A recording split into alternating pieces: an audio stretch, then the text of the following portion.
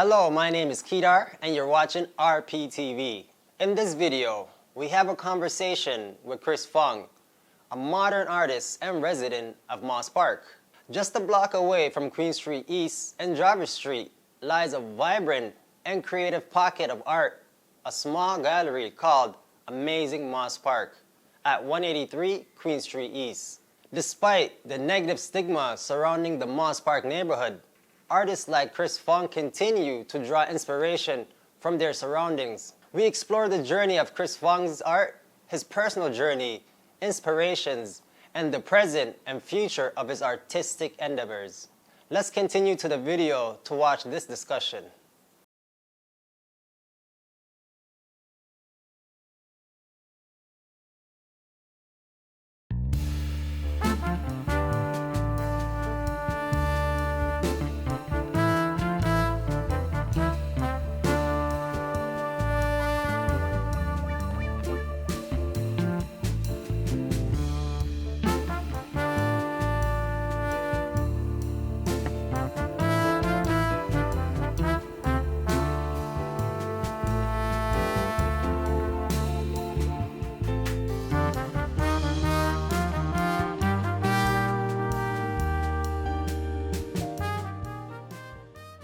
My name is Chris Fung. I'm born and raised in Scarborough, aging court, second youngest of 9 brothers and sisters. So I had a lot of brothers and sisters on top of me who were very arts-minded. That was a major influence growing up. And then went to York University Film School, production. So that was an art thing. Artist is just some sort of intuition thing.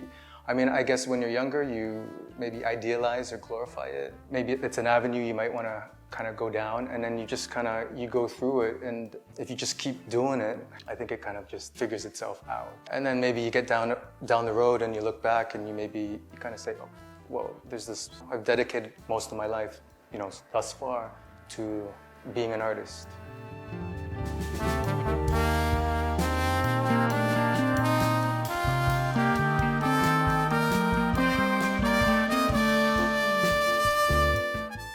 Modern art from like 100 years ago. Process is kind of, I guess it's heavily intuitive.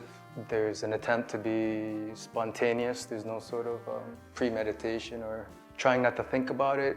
Not a whole lot of pre-sketching or any kind of figuring out all the problems beforehand, hoping all that kind of translates somehow. It's kind of a forgiving process. Like it's all oil paint, which is a very forgiving medium. So whatever errors or mistakes come in, then there's mercy to fix it. There's opportunity. There's a latitude to try to get it right. All of that combined develops a kind of style, an open kind of like freewheeling. Freedom is a big thing. I guess the freedom thing, the problem is, well, for me, there's just an over-analysis and thinking. So if I can kind of try to nip that in the bud, then hopefully some sort of freedom can start. Music's something, like everybody else, you're listening to from a very young age. Wide variety of music. But a big part of the music, the origins is, I wouldn't say I'm a musician, so some severe limitations. Compositionally and just technically. That's great. It kind of narrows things down and then you're kind of forced to kind of compensate in some other kind of way. And then you're hoping you're being true, and there's a purity in that again, it's hopefully transferring into the songwriting. And then I guess the difference between painting and music is, I guess music's more performative. Painting, could be quite contemplative. So you're by yourself, painting, you're figuring everything out, but you're in the privacy of your own isolation. That's great and everything, but then there's also, in terms of like comfort or getting out of the comfort thing, music's good for that. There's a performative aspect to it. And then there's things you get from performance that you can't get any other way. Music, especially songs, even dealing with words and lyrics, that provides another outlet. I'm Catholic, and so, Catholic is more than just a worldview, it's an eternal view, and so hopefully as we try to live that faith, or to not compartmentalize our faith or our belief system. You're trying to integrate that into every single aspect of your life, 24/7. Painting and music, big part of what I've devoted my life to. And as you go through life and maybe you start checking off the things you no longer believe in as we go through, but you know, art is something that's a beauty and a longevity to it and a truth. Of course, art is not it. And so I have the Catholic faith. For me, the only thing then worth pursuing in life would be the truths, seeking the truths that the Catholic Church offers. And ultimately that's God and Jesus and the Holy Spirit. And then therefore whatever actions or whatever work we produce towards that would be in the form of evangelizing those truths to the world. And that's where the painting comes in. But I mean Catholic meaning universal, and I guess like other religions, you know, being comes first, being with God, and then doing comes after, the work you produce. And so the hope and the prayer is that everything cascades and flows forth from that being with God. God is in everything, and so therefore it's quite a freedom to work as an artist with that way of living. Pretty much everything that I find interest in, or everything that kind of presents itself on a daily basis in my path, has the potential to be, you know, a picture or a part of a song, or a way it can get back into the art practice.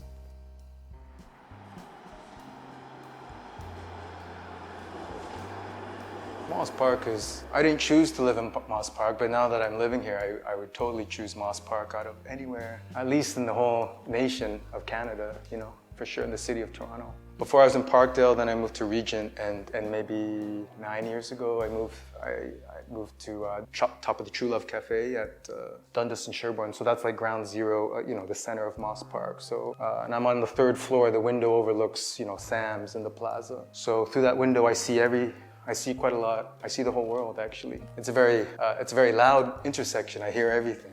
You know? So with that comes a lot of energy and a lot of desperation, all those kind of human things that we love and hate and everything else in between is just in spades. I mean, it just kind of like, it just flows forth. So for me, Moss Park, especially that intersection, is the center of Toronto. It's the most energized, it's the most interesting. And then usually with those kind of communities that have to deal with a lot of issues, I don't know, like ground zero for crack and fentanyl and all the mental illness and homelessness and whatever else. There's a big, like Regent, you know, a real strong community usually forms from that. And then there's just a lot of hustle where people, just to survive, people need to address each other or talk to each other. It's a friendly place, and people talk to you right off the bat, and you can get people's life story. People are freely willing to tell you their whole life story within, you know, the first 30 seconds of the interaction. All that combined is really a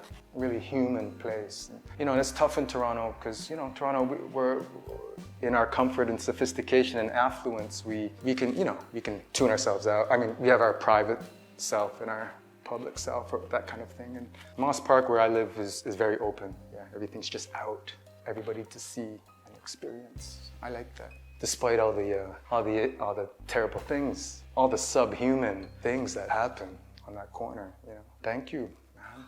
Thank you for going through my website and beautiful questions, you know, that address a lot of the main aspects. Yeah, I really appreciate it. Thank you, both of you. Thank you. Yeah. Peace. Thank you. Good. Don't forget to like, comment, share, and subscribe to our YouTube channel. And please follow us on our social media platform.